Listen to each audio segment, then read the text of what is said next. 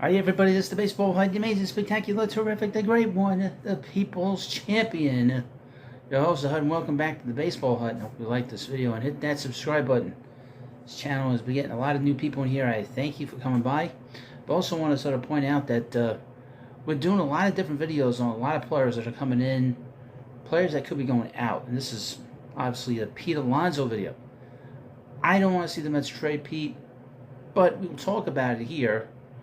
Now, so far, we have not seen any kind of proposals that are of any note until I came across this one. And this one, I would think about. And you'd be crazy not to. At least part of it, anyway. But before we get into it again, hit that subscribe button. You want to find out what's going on in this video and future videos on Pete. We're going to do as many videos as I can on this great player that we have here. Hoping the Mets hold on to him. This is from SI.com. Headline: New York Mets linked a hypothetical slugger-for-slugger deal. New York Mets face some key decisions this offseason, with none more important than the future of Pete Alonso. As you know, Pete is up. He's going to be a free agent next year. And there seems to be some kind of disagreement within the Mets and with Pete on the money and the years. I think it's the money more than the years for Pete. He has hired Scott Boras, which is basically telling you he wants as much money as he could possibly get, which is his right. He has been a guy that loves the city. He was just recently at the parade for Thanksgiving in the city of Manhattan, so he loves this town. And most fans, 99% of the fans that are Mets fans, love him. Once in a while, I'll get some goof complaining about his batting average, but they couldn't say much about the batting average last year and the last few years. But let's read this article. New York Mets have new management and decisions to make when it comes to key players, not more prominent than first baseman Pete Alonso. I would mention that David Stearns said he expects that Pete will be the first baseman on this club. Alonso's in his final arbitration year and estimates have him getting $22 million as part of the process. New Mets president of baseball operations, Dave Stearns, appears to be keeping all options open when it comes to his star first baseman. Those options could include a trade, and MLB.com put a scenario together that has the Mets giving up on one home run derby champion for another. Now, this is an insane trade. I would think about part of it.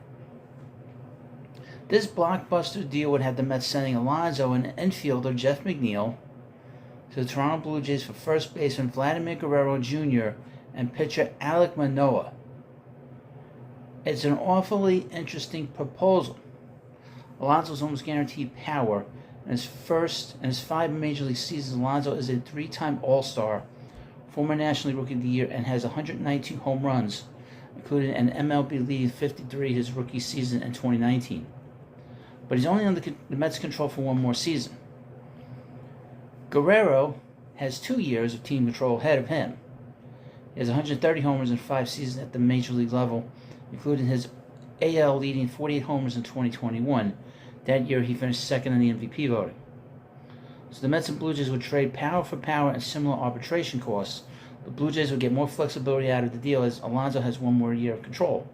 The Blue Jays can also offer Alonso's contending team right now, and they're contending team right now. The other 2 players are just as intriguing, writes MLB.com. 2 players coming off disappointing 2023 seasons will also be involved in this swap. The Mets could try to put Manoah back together after all his difficulties last season, and the Blue Jays would employ McNeil as the versatile infielder they need to replace with Merrifield. The Mets would be giving up Alonso's steadiness for Guerrero's perceived upside and taking on a project of Manoah, who basically fell apart in 23 after finishing 3rd in Cy Young voting in 2022. It's a blockbuster with risk for both sides. That is true. Now, Guerrero, believe it or not, he seems like he's been around forever. He's only 25. So the Mets would be, and Pete's going to be 29 next year.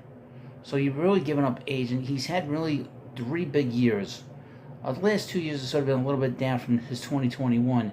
But like I said, he's 25 years old. That part of the trade interests me. Pete for Guerrero Jr. But Manoah for McNeil does not, under any circumstances, appeal to me.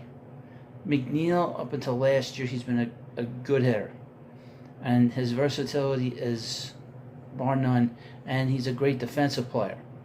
So I don't like this part of the deal, in my view, in my opinion.